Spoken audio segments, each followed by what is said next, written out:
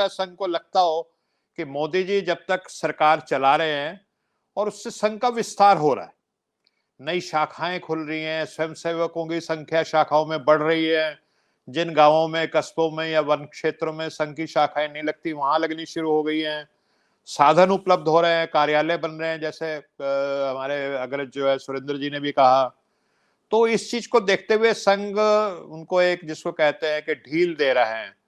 बाकी ये जो संघ के जो चरित्र है, उसमें किसी व्यक्ति को संगठन से बड़ा होने देना, ये संघ इस चीज को मोटे तौर पे पसंद नहीं करता। अब रही मोदी जी की बात, तो मोदी जी ने ये इतना सिंपल नहीं है कि गडकरी जी को हटा दिया, इसी बहाने एक संदेश भी दिया पूरे संगठन में कि देखिए आपको एक सीमा और एक मर्यादा के भीतर रहना पड़ेगा, अगर आप उस मर्यादा से बाहर जाएंगे तो जब गडकरी जी जैसे जो वरिष्ठ और शीर्ष नेता हैं, जो अध्यक्ष रह चुके हैं बीजेपी के, अगर उनको नहीं बख्शा जाएगा तो फिर किसी की कोई वो औकात नहीं। तो वो एक इस बहाने एक संदेश भी देना चाहते हैं। तो अब योगी जी की बात आती है। अब योगी जी को जो खड़ा किया था वो कभी राजनाथ सिंह जी का बहुत बड़ा चेहरा होता था, तो कहते हैं कि भाई किसी को छोटा करना हो तो एक लंबी लाइन खींच दीजिए उसके बगल में, वो अपने आप छोटा हो जाएगा। तो कहीं ना कहीं राजनाथ सिंह जी का कद छोटा करने के लिए योगी जी को पार्लियामेंट में पहले बोलने के मौके दिए जाने लगे और फिर वो मुख्यमंत्री भी बन के आ गए।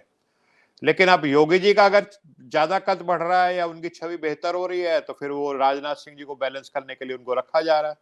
तो ये सब जिसको कहते हैं डायनेमिक्स है पॉलिटिक्स की, ये चलती रहती हैं और हमेशा से चलती रही हैं। चाणक्य के समय में भी थी, चंद्रगुप्त के समय में भी थी, आज भी है। और कम और ज्यादा हर पार्टी में, चाहे वो कम्युनिस्ट पार्टी हो, कांग्रेस पार्टी हो, सोशलिस्ट पार्टियों में तो खैर और ज्यादा होता है, ये चलती है। जी सर, इसका मतलब सुरेंद्र सर जो जीता वही सिकंदर, बस यहीं तक बात आगे खत्म हो जाती है। और अगर इस बार क्योंकि देखिए अगर हम विधानसभा चुनाव की बात करें योगी आदित्यनाथ को लेकर, तो योगी आदित्यनाथ ने भी जीत दर्ज कराई, बावजूद इसके कि कई उनके अपने खुद की पार्टी के इंटरनल लोग जो थे उन्हें हराने के लिए खूब उन्होंने कोशिश भी करी, लेकिन उन्होंने जीत दर्ज करा दी। यानी कि जो जीता वही सिकंदर वहां पर भी लागू हुआ। इसी तरह से यहाँ पर मोदी जी पर ये बात लागू हो जाती है। लेकिन बावजूद इसके हम उन लोगों को भी तो नजरअंदाज नहीं कर सकते हैं जो उसी पार्टी में हैं, स्ट्रांग हैं, और आप उन्हें हरा देते हैं या खुद जीत जाते हैं तो उनका वजूद खत्म हो जाता है। ऐसा तो होता नहीं है। नितिन गडकरी को पार्लियामेंट्री बोर्ड से अगर हटा भी दिया तो वो कमजोर हो गए, खत्म हो गए, ऐसा तो है नहीं।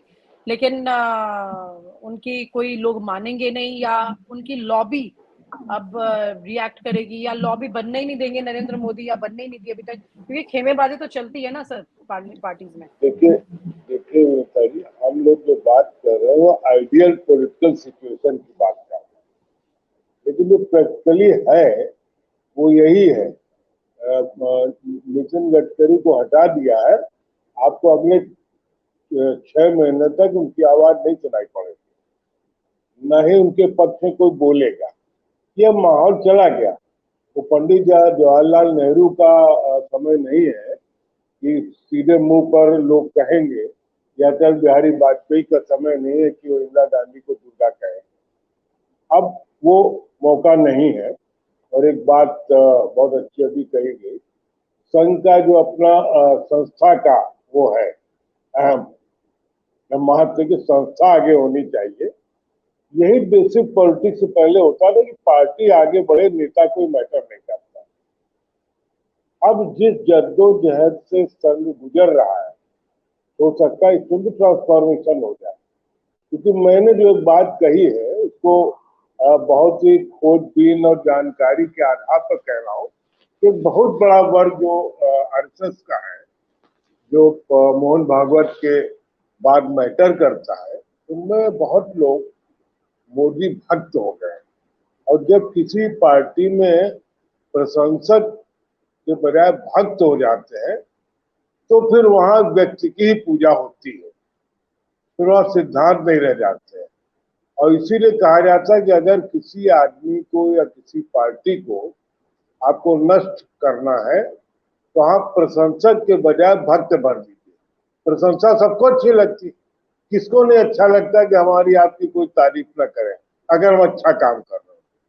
लेकिन जब हमारी भक्ति होने लगती है तो फिर हम सिर्फ मूर्ति रह जाते हैं और हमारे ऊपर फूल माला तो चढ़ाई जा सकती है, लेकिन हमसे जी कोई कायदे का वरदान मिल जाएगा इसकी कोई कल्पना नहीं करनी चाहिए।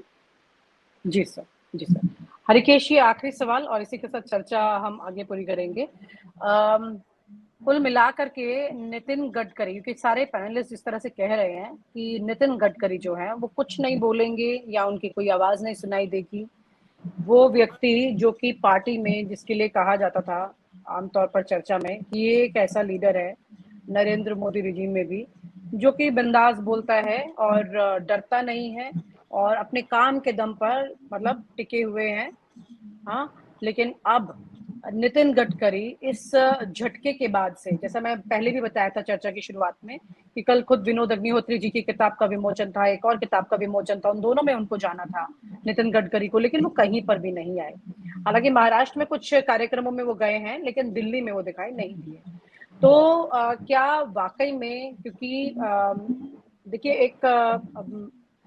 एक ऐसे मिनिस्टर होने के नाते जो कि अपना काम तेजी से कर रहे हैं या बात हो रही है, और आपने भी मेरे ख्याल से मुझे याद है एक जिक्र किया था, हालांकि आपने उनकी उस स्पीच का जिक्र किया था जिसमें उन्होंने कोई रॉन्ग फैक्ट की आपने शायद जिक्र किया था जो पार्लियामेंट में चर्चा हो रही थी उसको लेकर। तो आपको शायद याद आ रहा है मैं जिसकी बात कर रही हूँ।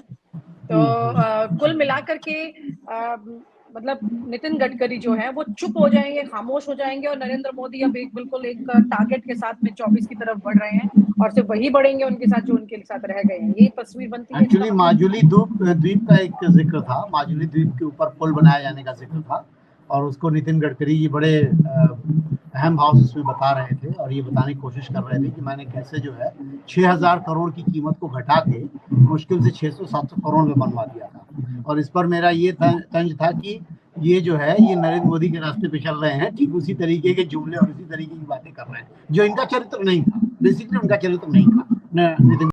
और आप हमसे जुड़े रहने के लिए सब्सक्राइब करें YouTube पर, फॉलो करें Twitter पर और लाइक करें Facebook पर। और ज्यादा जानकारी के लिए आपको टाइप करना होगा सिर्फ न्यूज़ नशा।